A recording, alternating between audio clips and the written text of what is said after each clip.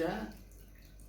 Kalau ini kerismu ya ada dulu, kamu undangkan roh dari goib untuk bersinggah di dalam keris ini, saya setuju. Tetapi kalau kamu menarik benda pusaka, menarik keris, menarik batu akik, menarik uang dari goib, itu jelas tidak ada. Karena apa? Itu termasuk bagian dari sebuah ilmu intuisi. Ilmu intuisi itu kan tidak bisa dipertontonkan, tidak bisa diperlihatkan khalayak umum, tidak bisa dipublikasikan. Nah, kalau semua bisa mengambil benda dari keris ya tidak ada empuh. Berarti bisanya kalau seandainya kita ada keris, gaib itulah bisa masuk ke keris itu gitu Mas? Iya, kita undangkan roh-roh dari goib, roh langgeng, roh-roh yang sakti, roh-roh yang kuat gitu loh. Bukan ngambil kerisnya berbentuk keris ini enggak. Ini bukan goib kalau kita bisa pegang. Goib itu enggak bisa dipegang, enggak bisa dilihat secara kasat mata. Itu harus memerlukan sesuatu yang luar biasa. Kalau keris-keris yang bisa berdiri itu benar nggak sih Mas kira-kira Mas? Keris-keris berdiri dari mana dulu? Semua itu kan pakai teori, pakai trik. Makanya bisa berdiri, bisa ini Mas ya? Ya mau didirikan di mana dulu? Ya, seandainya di meja atau di lantai gitu Mas. Ya kamu angkat dulu kerisnya, di bawahnya ada lubangnya atau enggak? Sekecil apapun ujung keris itu seberapa? Ya itu aja. Nanti saya dikira bocorin yang enggak. Nah, itu kan urusan mereka yang mau melakukan itu. Ya kadang kan ibarat keris itu dari tiduran nih Mas, langsung berdiri gitu. Nah semuanya apa sih yang enggak? Saya itu pesulap kok. Oke bro ya, berarti kita sudah tahu semua bro ya, gitu. Semua, ya kalau ada yang ngambil benda pusaka dari goib, mengambil uang dari goib, mengambil batu akik dari goib. Nah itu kan urusan mereka yang mengambil. Tergantung kalian yang menonton saja, gunakan analisa Anda, gunakan logika Anda. Gitu. Ya aku tuh enggak mau mengucilkan, menjelekkan atau apa enggak. Ya ini karena kamu bertanya ya saya jawab. Saya kan orang awam, orang bodoh nih Mas, kan ingin mengetahui gitu kan. Saya jawab. Dan saya ingin mengetahui juga nih Mas, benar nggak, bisa nggak sih saat kita mengekspor atau ke hutan gitu dengan kamera itu makhluk gaib itu bisa ketangkap kamera nggak sih Mas? Kembali lagi ya, karena bertanya seperti itu. Kalau makhluk gaib itu bisa dilihat dan bisa nampak di dalam kamera, berarti orang itu belum tahu apa itu makhluk gaib. Oke. Karena apa? Untuk melihat, untuk mengetahui alam gaib, untuk melihat makhluk-makhluk gaib itu harus menggunakan beberapa tingkatan ilmu. Harus kita belajar. Ada yang sampai belajar tentang ilmu macam-macam, dibela-belain puasa, tirakat, ritual dan macam-macam. Lah kalau hanya dengan kamera aja bisa ya kamu ndak perlu tirakan, ndak perlu belajar tentang ilmu intuisi. Kamu beli kamera aja yang bagus yang bisa untuk menangkap roh-roh gaib itu tadi. Kalau seperti itu gitu loh. Ndak ada roh gaib itu bisa ditangkap kamera. Ya kalau bisa kamu ndak usah belajar ilmu deh. Nggak usah cari ilmu gaib, nggak usah belajar ilmu tentang spiritual. Cukup kamu beli kamera apa yang bagus buat ngesutin hantu-hantu itu, makhluk-makhluk gaib itu. Benar. Ya saya seperti itulah pertanyaanmu seperti itu. Ya soalnya saya ingin mengetahui nih bro ya kan, ibaratnya benar nggak sih gitu kan. Nah kalau kamu tanya kebenarannya seperti itu ya saya jelaskan. Iya. Karena ya walaupun ada yang bisa merekam, bisa melihat hantu melalui kamera, lah itu kan versi orang-orang. Kalau versi saya kan enggak gitu loh. Iya. Bahkan orang-orang yang mempertontonkan melalui kamera itu ya berarti kameranya canggih, enggak perlu belajar tentang ilmu-ilmu untuk mengetahui dunia gaib kalau seperti itu gitu. Oh. Dan Ya. kalau Banaspati itu kan seperti api itu Mas, saya dengar gitu kan. Itu dari orang apakah buatan apa gimana sih Mas Banaspati itu? Kalau Banaspati kan sebenarnya memang sudah ada itu makhluk gaib, cuma dia itu disuruh untuk menghantarkan santet, untuk menghantarkan hal-hal aura apa energi-energi negatif. Dia mau, dia berangkat. Ya untuk menghantarkan santet yang melalui Banaspati itu tadi. Berarti Banaspati itu kiriman orang tuh buat santet lah ya Mas ya? Bukan Banaspati kiriman orang untuk membuat santet itu enggak. Santet itu dikirim orang melalui jasanya Banaspati itu. Banaspati itu sejenis jin. Oh. Kenapa Banaspati mau mengirim santet itu? Karena seorang dukun santet untuk mengirimkan santet itu sudah pasti dia melakukan ritual-ritual khusus, dan ritual itu untuk memberikan upah bahasanya kepada si Banaspati tersebut. Makanya Banaspati mau mengantar santet itu. Banaspati itu jin. Oh, jin ya Banaspati ya. Hmm. Kalau cara kita menghindari nih Mas, santet sama pesugihan tuh gimana sih Mas cara menghindarinya? Ya kalau mau menghindari pesugihan ya kamu jangan cari pesugihan, itu yang pertama. Oke. Ya kalau untuk menghindari santet ya cukup kalau kamu itu ada beberapa metode ya di dalam rumah kamu atau di halaman-halaman rumah kamu, tanah-tanah kamu dikasih namanya pagar untuk itu supaya tidak tembus dengan santet. Kalau mau tahu metodenya minimal tuh kamu tarik telur soang yang busuk itu. Oh. Ya, terus kasih kembang 7 rupa, minyak dan sebagainya diritualin. Tapi kan bukan cuma itu, ya ada mantranya. Semua pasti ada bacaannya ya Mas ya. Pasti ada gitu loh. Kan santet itu kan juga mencari celah, orang mau nyantet orang juga ndak asalnya antet blus juga ndak. Hari ini harus dihitung, dia harus tahu hari pasaran, hari ini orang ini kosongnya kapan, ininya kapan. Makanya orang Jawa lebih tahu hari itu dari Minggu, Senin, Selasa, Rabu, Kamis, Jumat, Sabtu. Ya toh, tahu Paing, Pon, Wage, Kliwon, Legi. Ini ada hitungannya. Minggu itu 5, ya toh. Senin 4, Selasa 3, Rabu 7, Kamis 8, Jumat 6, Sabtu 9. Nah kalau Paing, Pon, Wage, Kliwon, Legi, Paing itu 9, Pon 7, Wage 4, Kliwon 8, Legi 5. Ini antara hari dan pasaran dijadiin satu. Kita hitung bagaimana, entah dari sini, sini.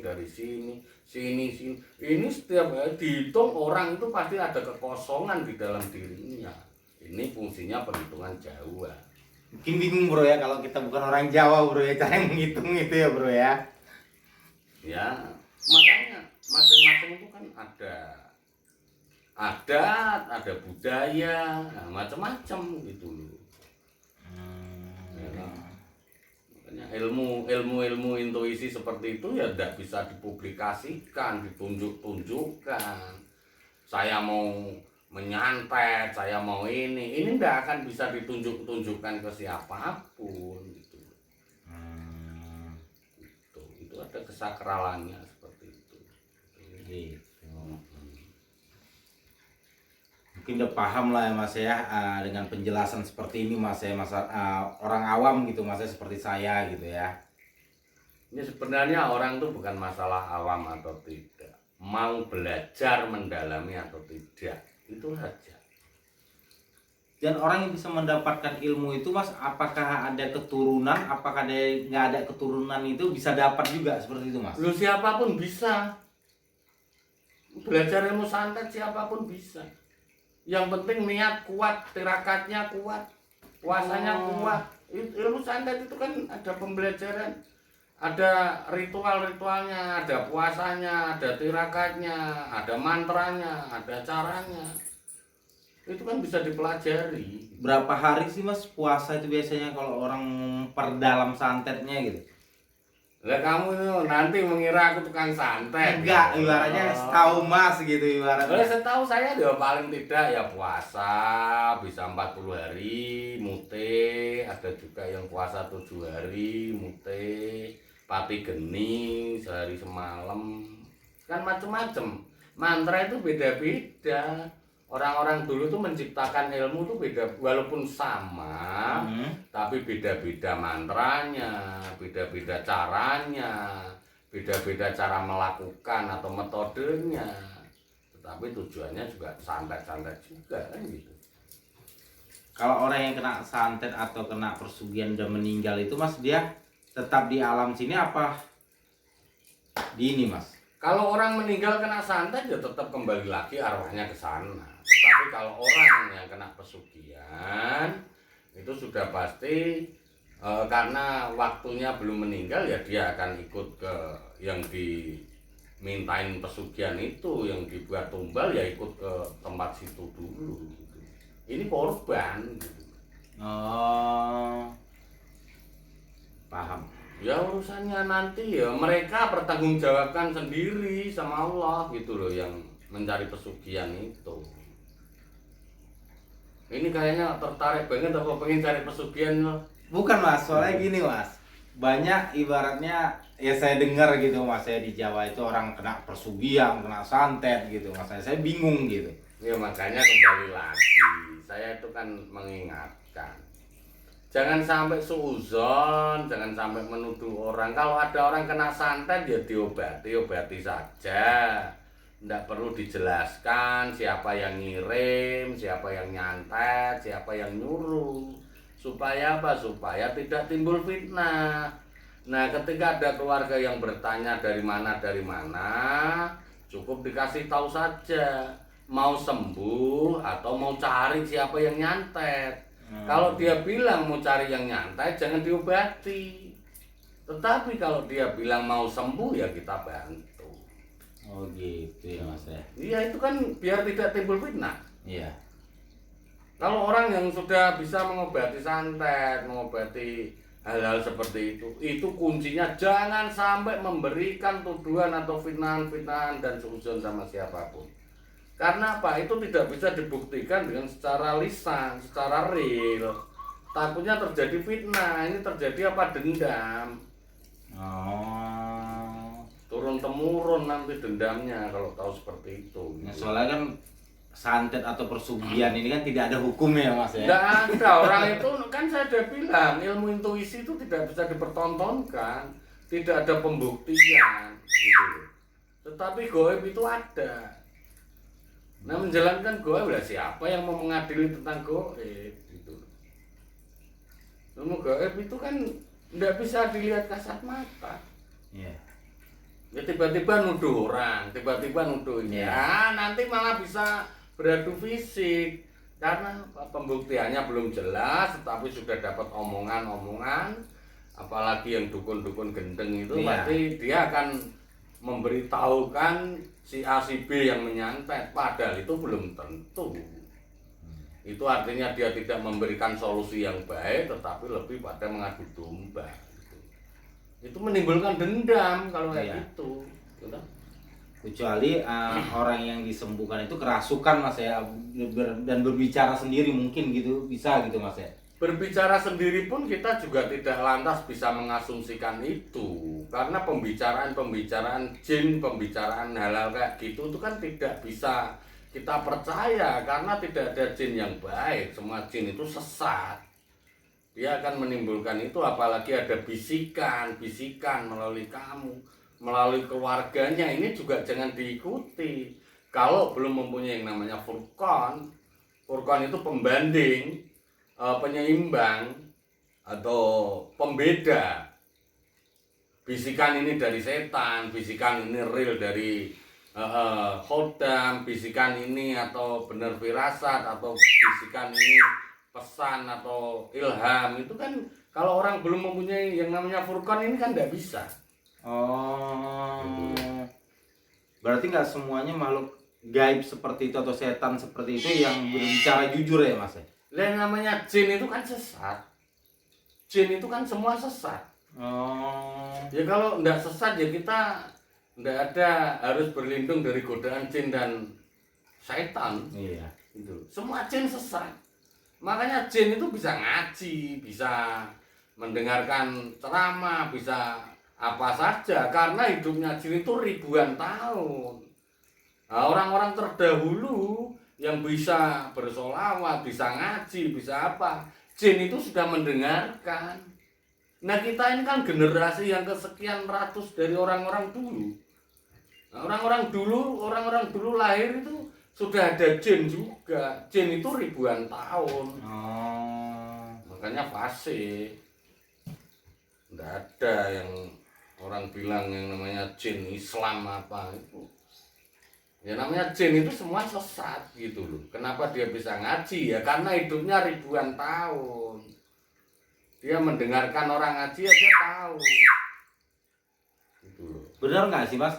Seperti jin tadi yang kalau dia mengaji itu ada satu huruf yang dilewatinya, benar nggak sih Mas? Lah namanya jin itu kan menyesatkan. Oh. Kalau orang tidak fasih ya pasti bisa tersesat. Tetap makanya sering dikatakan kalau belajar ilmu itu harus ada gurunya. Jangan belajar sendiri. Kalau belajar sendiri akan sesat. Kenapa? Karena yang menjadi gurunya itu jin. Oh. Dia akan sesat gitu loh. Dengan bisikan-bisikan itu ya Mas ya. Dengan bisikan-bisikan, dengan perilaku-perilaku yang diikuti, dengan kemauan-kemauan dari hati ini gitu loh. Kalau tidak ada yang membimbing, tidak ada gurunya, tidak ada yang mau wedang bahasanya, ya ini sesat. Kalau belajar sendiri, siapa yang mau jadi pedoman? Siapa yang mau diikuti? Siapa yang mau wedang? Kalau hanya dari buku belajar sendiri, ya kalau ilmu logika sih dari buku biasa tidak ada hubungannya dengan gaib. Kamu belajar tentang kimia, tentang fisika, tentang geologi, tentang sejarah, ini tidak ada hubungannya dengan kesana. Mungkin ya cukup kali Mas ya, mereka sudah mengetahui kali Mas ya apa perbedaan santet dan persugihan ya Mas ya. Ya, saya rasa seperti itulah persugihan. Sudah cukup kali Mas ya penjelasannya di sini Mas ya. Ya, mudah-mudahan ya, walaupun ini setidaknya udah ada lah bocoran. Walaupun saya itu bukan sempurna dan bukan orang ahli santet atau ahli pesugihan, tetapi setidaknya kan saya memahami. Walaupun tidak sempurna ya. Kalau ada yang lebih sempurna juga banyak, di Indonesia juga banyak spiritual yang lebih hebat kan gitu.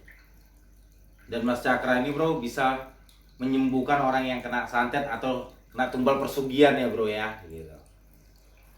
Oke, mungkin kita tutup ya Mas ya. Sudah jelas semua Mas ya.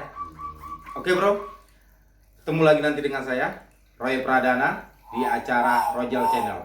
Satu hati, satu rasa, Cakra Jiwa.